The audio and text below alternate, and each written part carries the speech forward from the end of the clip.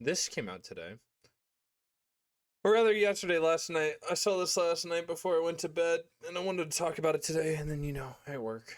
Um, so it looks like there may be at least 20,000, or there may be at least 12,000 up to 20,000 people killed in Iran. And we can't tell because they cut off the internet and they cut off phone lines. So there is no information coming in or out of Iran. It is very scary. And the Ayatollah is making suffering infinite. Apparently Iran was like they're ready to do public executions. I'm not sure about that. I'm pretty sure that that's not gonna happen, at least according to Mr. Donnie J over here. Where is it? Trump says the US will watch and see before taking action because Iran has no plan for executions. We're going to very watch and see what processes. We're making a very good statement by people that are aware of what's going on. They say no executions. Everyone's talking about a lot of executions that were taking place today. We were just told no executions. I hope that's a true big thing or true.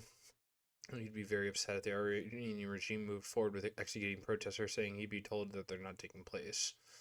I don't know who's telling him that it's not taking place because from something like this up to 1,200 being dead potentially, and there's a couple images that have come out of body bags inside of Iran, and it's not looking good. Washington contacts Iran told CBS on Tuesday that a credible source had told him that likely death toll is between 10 and 12,000. It could be up to 20,000.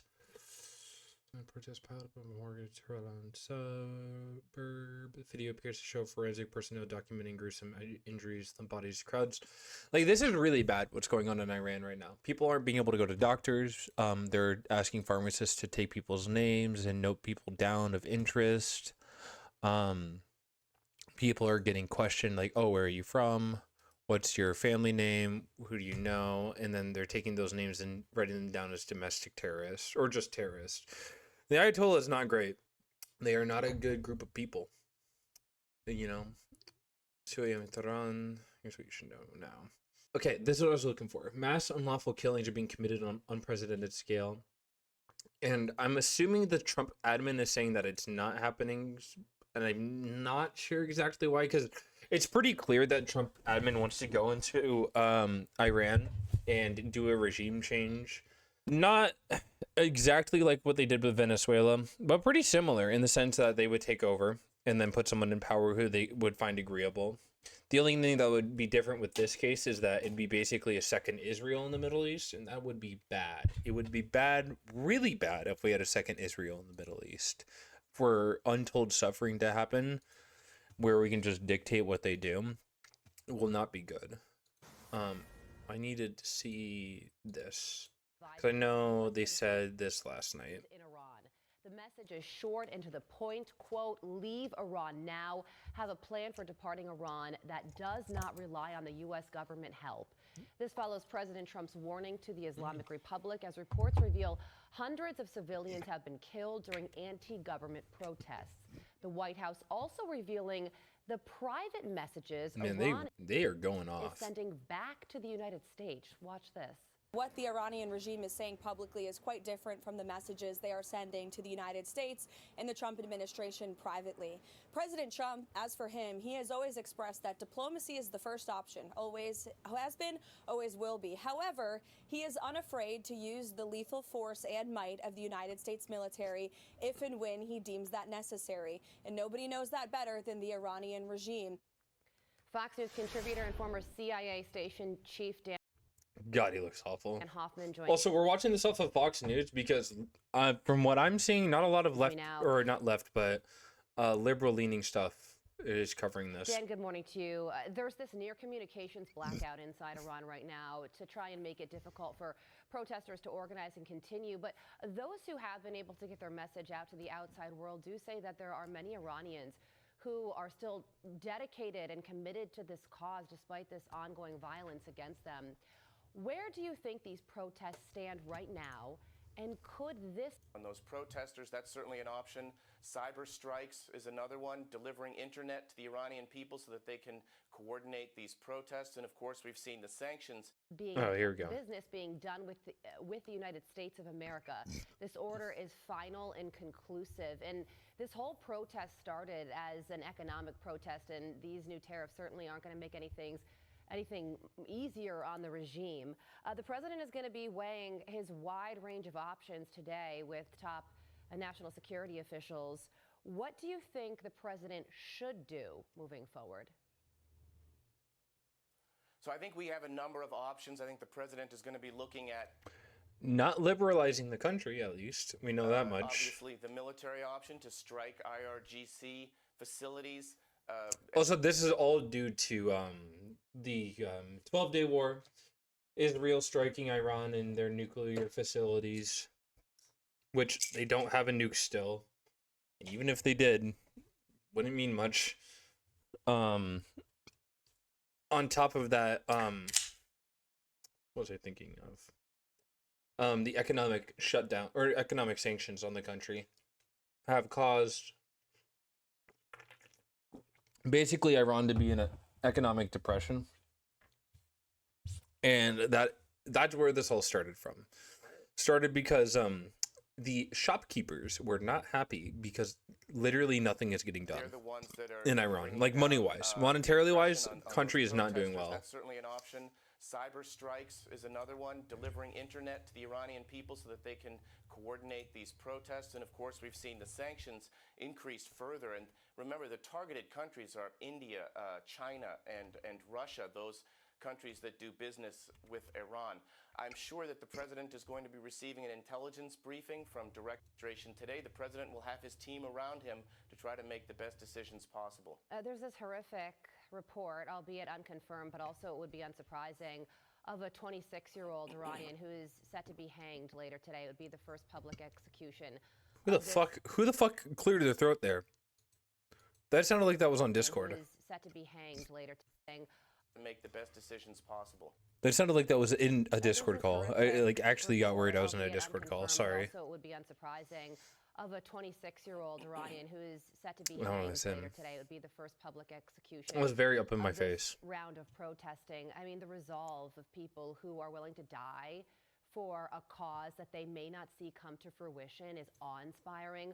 What would real change, Dan, in the country of Iran mean for the Middle East and also for Americans here at home who are watching?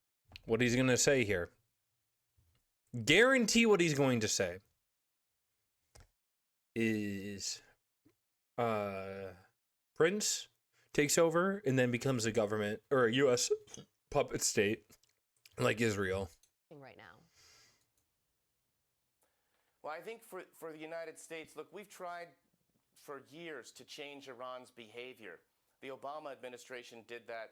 And quite well, quite successfully with the Iranian nuclear deal that Trump reversed.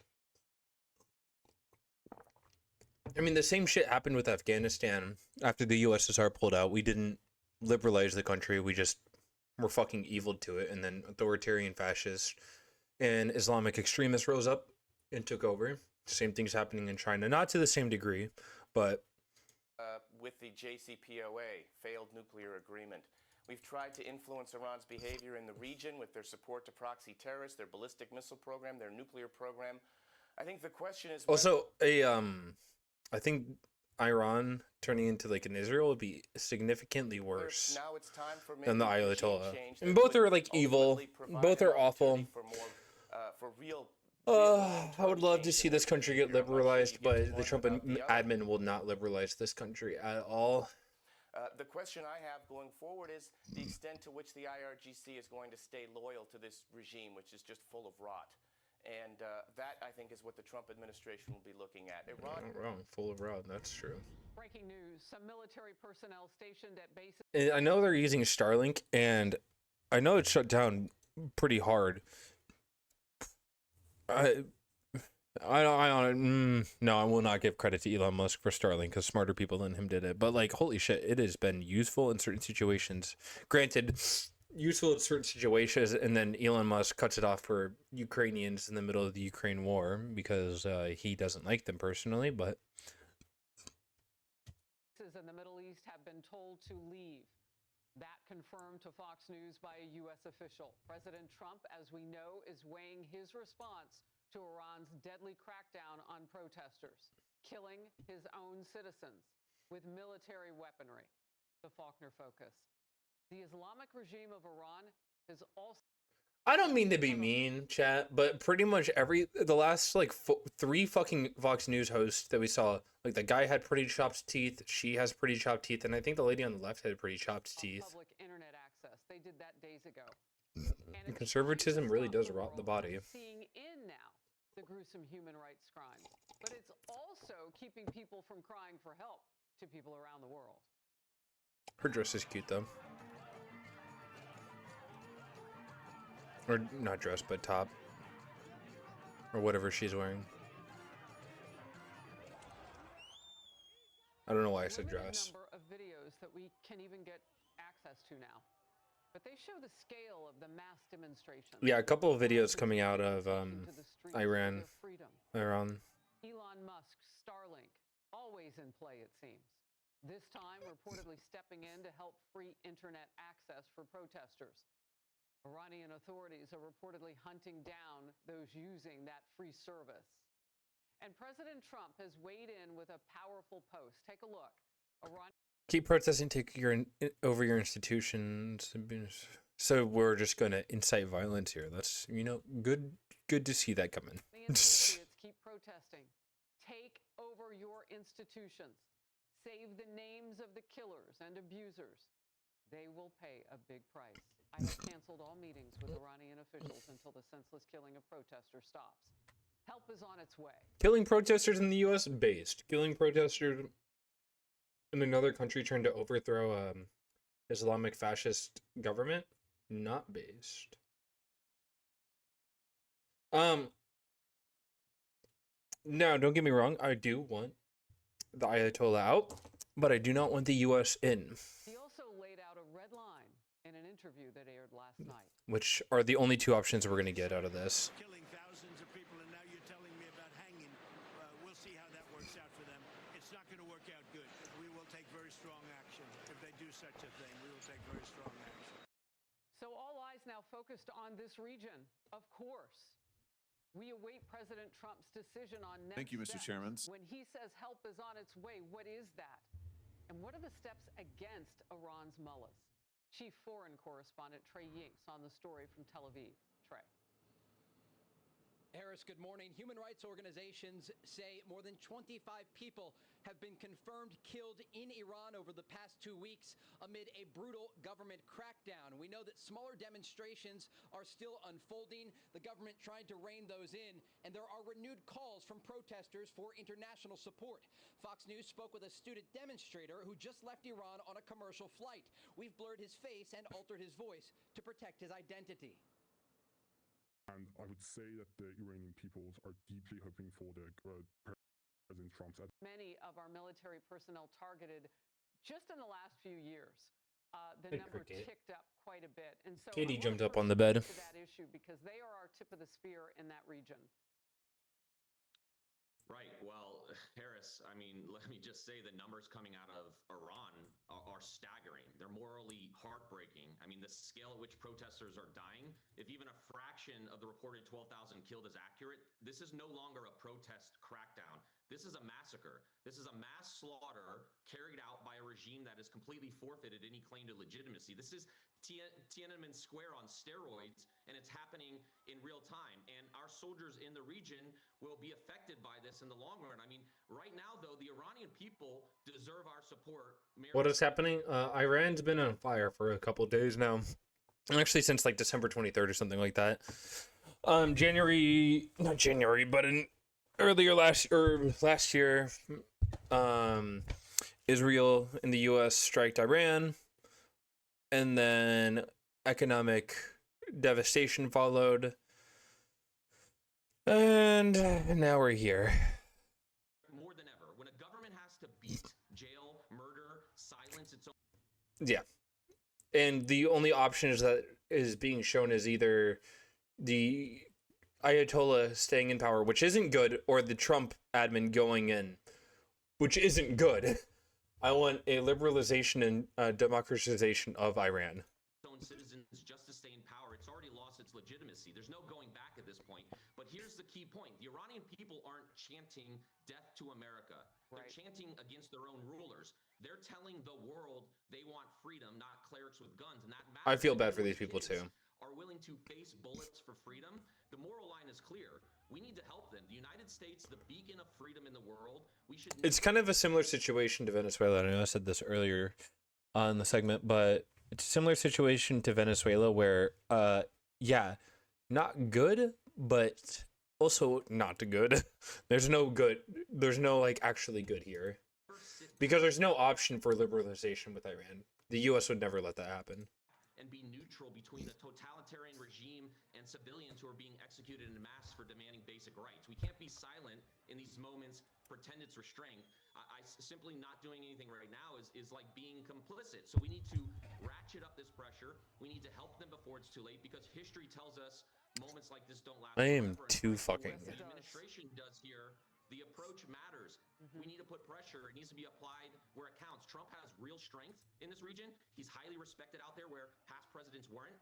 And we need to yeah, no, he's not. That we are with these protesters and help them in any way that we can. So what is the message that the mullahs are dealing with right now? When the president of the United States, who's already taken out that mountain that had a big chunk of their nuclear program in it, and that was a stealth operation they didn't see coming from two different directions. So they know who they're dealing with. What is the message to them right now with the channel cut off with our president? Yeah, was that in January last year where Israel and the U.S. decided to strike Iran? Cricket. All right, whatever. She's gonna do whatever she wants. Until they stop killing their own. The Trump there's right anywhere. True. Need to be really nervous. I mean, the fact is, peace in that region, it doesn't simply come from pretending bad actors are going to all of a sudden behave. The mullahs should, be warned right now that something is going to happen. We need to go after them, give them consequences economically, militarily. Deterrence matters here. When the White House says all options are on the table, including military options, by the way, that's not warmongering, it's leverage, right? We got to help the protesters, and that doesn't mean rushing into war. We need to give them breathing room. The Iranian people are telling us they want freedom, and so strength from our administration will prevent war.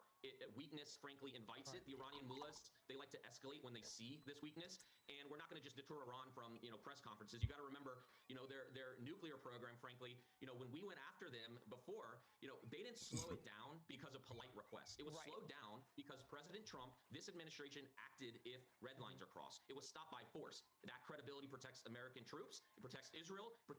Yeah, there it is. I was literally about to say. That's why I paused. I was like, he's about to say something about protecting Israel. Markets. Weakness invites chaos. Strength prevents it.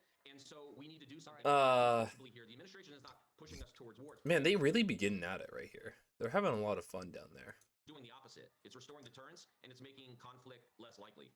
Look, this has been a voice that has popped up a few times here recently, and I want to bring it into our conversation. We'll get to now, this. Former United Nations Ambassador Nikki Haley posting this.